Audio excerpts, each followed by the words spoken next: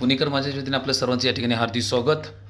विविध राजकीय पक्ष, सामाजिक संघटना आणि बोपडीकरांच्या वतीनं जगद्गुरू संत तुकाराम महाराजच्या पालखीचे भव्य दिव्य स्वागत या ठिकाणी करण्यात आले।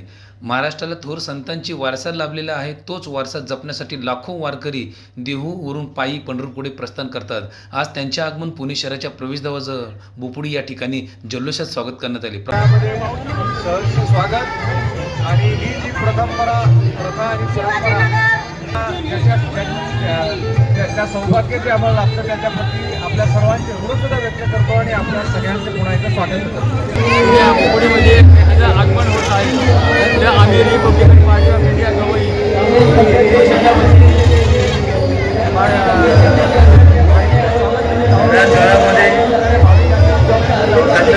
तुकाराम महाराज या पालखीचं आगमन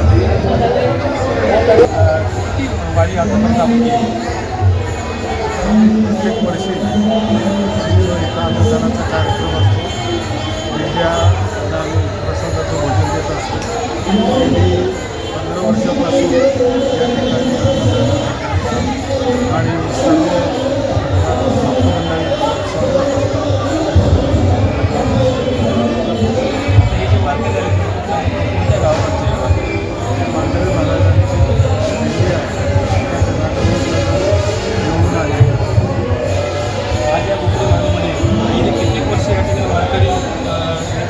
लाखोच्या संख्येने या ठिकाणी वारकरी येत आहेत। आज या भागामध्ये उत्सवात थांबावं मिळणार आहे, त्याबद्दल काय सांगायला त्याचे नागरिक आता पंढरीची वारी ही तत्वज्ञानाच्या दृष्टीने जगासाठी भारी असं म्हटलं जातं आणि संविधानाचा भार हा तत्वज्ञानाचा या वारीत उचललेला हा भार आहे। आता पंढरीची वारी तत्वज्ञानाच्या दृष्टीने जगासाठी भारी असं म्हटलं जातं आणि संविधानाचा भार हा तत्वज्ञानाचा या वारीत उचललेला हा भार आहे।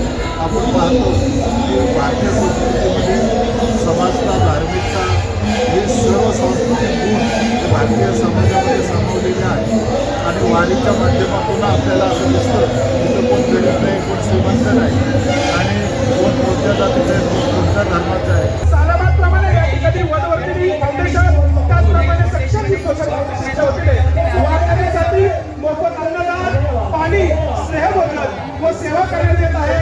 आम्ही आमचे भाग्य समजतो की आमच्या या छोट्या हाताने वारकरी भक्तांची सेवा होती।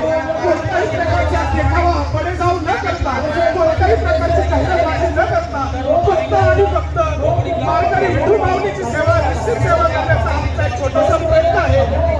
आम्ही आमच्या वनवर्धिनी सोशल फाउंडेशन, सक्षम सोशल फाउंडेशनच्या वतीने सर्व वारकरी भक्तांचे, नागरिकांचे, ग्रामस्थांचे या ठिकाणी स्वागत करतो। स्वागतम सुस्वागतम।